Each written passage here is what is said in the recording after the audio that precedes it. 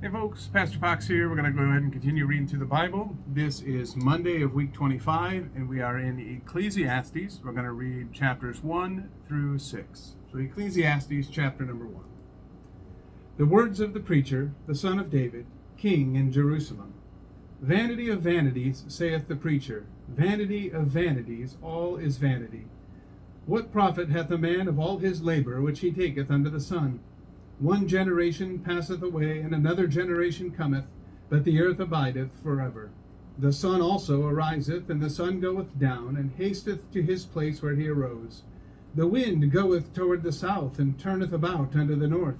It whirleth about continually, and the wind returneth again according to his circuits. All the rivers run into the sea, yet the sea is not full. Unto the place from whence the rivers come, thither they return again. All things are full of labor, man cannot utter it. The eye is not satisfied with seeing, nor the ear filled with hearing. The thing that hath been, it is that which shall be, and that which is done is that which shall be done, and there is no new thing under the sun. Is there anything whereof it may be said, See, this is new? It hath been already of old time, which was before us. There is no remembrance of former things, neither shall there be any remembrance of things that are to come with those that shall come after.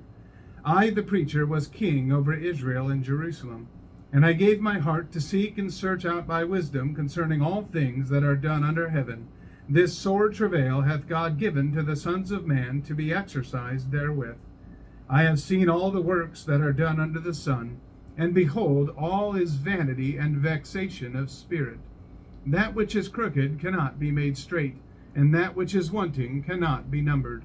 I communed with mine own heart, saying, Lo, I am come to great estate, and have gotten more wisdom than all they that have been before me in Jerusalem. Yea, my heart had great experience of wisdom and knowledge, and I gave my heart to know wisdom, and to know madness and folly. I perceived that this also is vexation of spirit.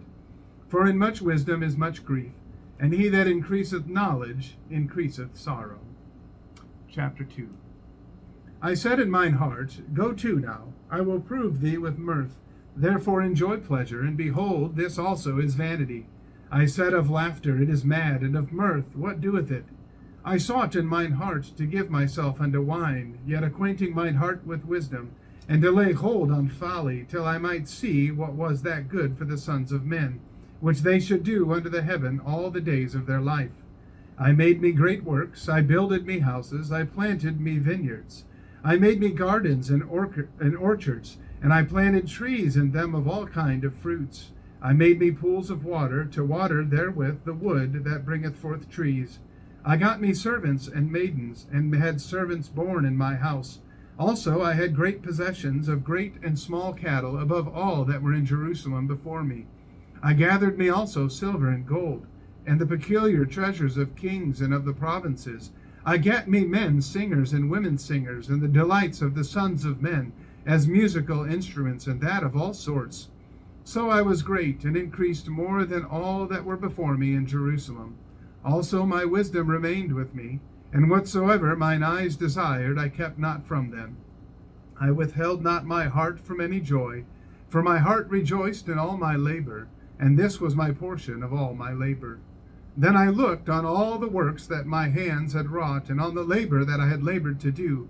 And behold, all was vanity and vexation of spirit, and there was no profit under the sun. And I turned myself to behold wisdom, and madness and folly. For what can the man do that cometh after the king? Even that which hath been already done. Then I saw that wisdom excelleth folly, as far as light excelleth darkness. The wise man's eyes are in his head, but the fool walketh in darkness. And I myself perceived also that one event happeneth to them all. Then said I in my heart, As it happeneth to the fool, so it happeneth even to me. And why was I then more wise? Then I said in my heart, that this also is vanity. For there is no remembrance of the wise more than of the fool forever, seeing that which now is in the days to come shall all be forgotten. And how dieth the wise man? As the fool. Therefore I hated life, because the work that is wrought under the sun is grievous unto me, for all is vanity and vexation of spirit. Yea, I hated all my labor which I had taken under the sun, because I should leave it unto the man that shall be after me. And who knoweth whether he shall be a wise man or a fool? Yet shall he have rule over all my labor wherein I have labored, and wherein I have showed myself wise unto the sun. This is also vanity. Therefore I went about to cause my heart to despair of all the labor which I took under the sun. For there is a man whose labor is in wisdom, and in knowledge, and in equity. Yet to a man that hath not labored therein shall he leave it for his portion. This also is vanity, and a great evil. For what hath man of all his labor, and of the vexation of his heart, wherein he hath labored under the sun? For all his days are sorrows, and his travail grief. Yea, his heart taketh not rest in the night. This is also vanity. There is nothing better for a man than that he should eat and drink, and that he should make his soul enjoy good in his labor. This also I saw, that it was from the hand of God. For who can eat, or who else can hasten hereunto more than I? For God giveth to a man that is good in his sight wisdom, and knowledge, and joy. But to the sinner he giveth travail, to gather and to heap up, that he may give to him that is good before God. This also is vanity and vexation of spirit. Chapter 3. To everything there is a season, and a time to every purpose under the heaven.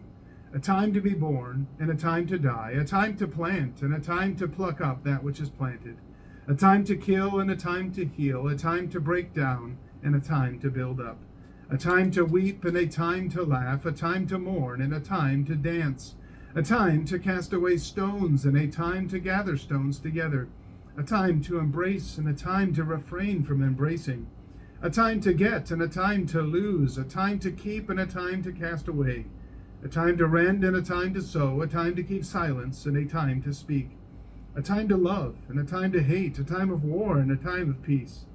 What profit hath he that worketh in that wherein he laboureth? I have seen the travail which God hath given to the sons of men to be exercised in it. He hath made everything beautiful in his time. Also he hath set the world in their heart, so that no man can find out the work that God maketh from the beginning to the end. I know that there is no good in them, but for a man to rejoice and to do good in his life. And also that every man should eat and drink, and enjoy the good of all his labor. It is the gift of God. I know that whatsoever God doeth, it shall be forever. Nothing can be put to it, nor anything taken from it. And God doeth it, that men should fear before him. That which hath been is now, and that which is to be hath already been. And God requireth that which is past. And moreover I saw under the sun the place of judgment, that wickedness was there, and the place of righteousness, that iniquity was there. I said in mine heart, God shall judge the righteous and the wicked, for there is a time there for every purpose and for every work. I said in mine heart concerning the estate of the sons of men, that God might manifest them, and that they might see that they themselves are beasts. For that which befalleth the sons of men befalleth beasts. Even one thing befalleth them, as the one dieth, so dieth the other. Yea, they have all one breath, so that a man hath no preeminence above a beast, for all is vanity. All go unto one place, all are of the dust, and all return to dust again. Who knoweth the spirit of man that goeth upward, and the spirit of the beast that goeth downward to the earth? Wherefore I perceive that there is nothing better than that a man should rejoice in his own works, for that is his portion. For who shall bring him to see what shall be after him? Chapter 4. So I returned and considered all the oppressions that are done under the sun. And behold, the tears of such as were oppressed, and they had no comforter. And on the side of their oppressors there was power, but they had no comforter. Wherefore I praised the dead which are already dead, more than the living which are yet alive. Yea, better is he than both they which hath not yet been, who hath not seen the evil work that is done under the sun. Again, I considered all travail and every right work, that for this a man is envied of his neighbor. This is also vanity and vexation of spirit. The fool foldeth his hands together, and eateth his own flesh. Better is an handful with quietness than both the hands full with travail and vexation of spirit. Then I returned, and I saw vanity under the sun. There is one alone, and there is not a second. Yea, he hath neither child nor brother, yet is there no end of all his labor. Neither is his eye satisfied with riches, neither saith he, For whom do I labor, and bereave my soul of good? This is also vanity, yea, it is a sore travail. Two are better than one, because they have a good reward for their labor. For if they fall, the one will lift up his fellow. But woe to him that is alone when he falleth, for he hath not another to help him up. Again, if two lie together, then they have heat. But how can one be warm alone? And if one prevail against him, two shall withstand him, and a threefold cord is not quickly broken. Better is a poor and a wise child than an old and foolish king, who will no more be admonished. For out of prison he cometh to reign, whereas also he that is born in his kingdom becometh poor. I considered all the living which walk under the sun, with the second child that shall stand up in his stead. There is no end of all the people, even of all that have been before them. They also that come after shall not rejoice in him. Surely this also is vanity and vexation of spirit. Chapter 5. Keep thy foot when thou goest to the house of God, and be more ready to hear than to give the sacrifice of fools, for they consider not that they do evil. Be not rash with thy mouth, and let not thine heart be hasty to utter anything before God. For God is in heaven, and thou upon earth. Therefore let thy words be few. For a dream cometh through the multitude of business, and a fool's voice is known by multitude of words. When thou vowest a vow unto God, defer not to pay it, for he hath no pleasure in fools. Pay that which thou hast vowed. Better is it that thou shouldest not vow, than that thou shouldest vow and not pay. Suffer not thy mouth to cause thy flesh to sin, neither say thou before the angel that it was an error.